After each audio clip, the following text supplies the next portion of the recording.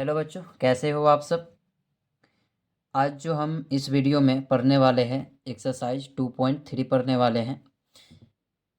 2.3 का 1 नंबर कहता है कि निम्नलिखित में जोड़ का क्रम विनिमय नियम किसमें है।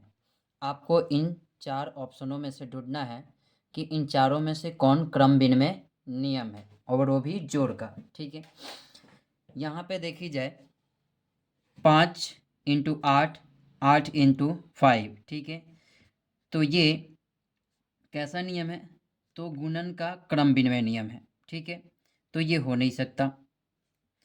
यहाँ पे देखी जाए 2 × 3 लिखा है, ×5 लिखा है, 2 × 3 × 5 लिखा है। इसका मतलब यह है कि यह गुणन का सहचार्य नियम है, ये भी जोड़ का क्रम विनिमय नियम नहीं होगा।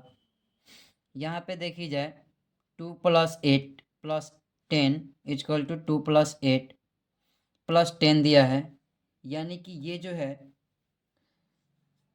योग का सहचार्य नियम है, ये भी नहीं हो सकता। और 15 + 8 = 8 + 15 दिया है, यानी कि ये जो है क्या है, जोड़ का क्रम विनिमय नियम है।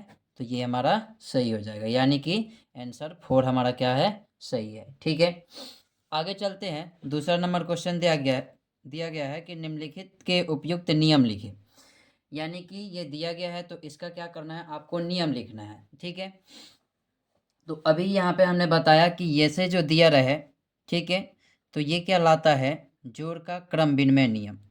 क्या कहलाता है, जोड़ का क्रम विनिमय नियम। ये क्या है, जोड़ का क्रम विनिमय नियम है।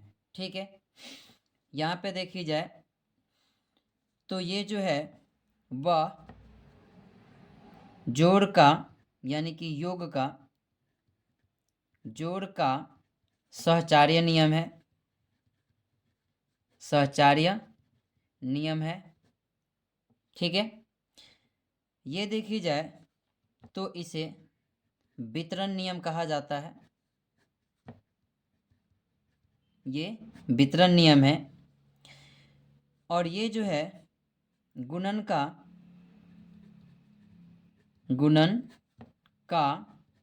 क्रम विनिमय नियम है, क्रम विनिमय नियम। ठीक है, यानी कि ये जो पहला है जोड़ का क्रम विनिमय नियम है, यह जोड़ का सहचार्य नियम है, ये वितरण नियम है, और ये गुणन का क्रम विनिमय नियम है। ठीक है, यहाँ तक आपको समझ में आई होगी। ठीक है, आगे चलते हैं क्वेश्चन नंबर 3 की तरफ।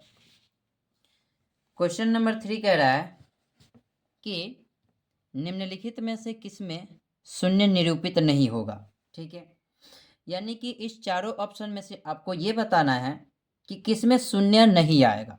ठीक है, चलिए यहाँ से देख लेते हैं। 0 में 0 से आप गुना करेंगे तो क्या आएगा, 0 आएगा, यानी कि इसमें शून्य निरूपित हो रहा है। यहाँ पे देखी जाए 0 में किसी भी संख्या से भाग देने पर उसकी संख्या क्या आती है, तो 0 आती है, ये भी शून्य निरूपित कर रहा है।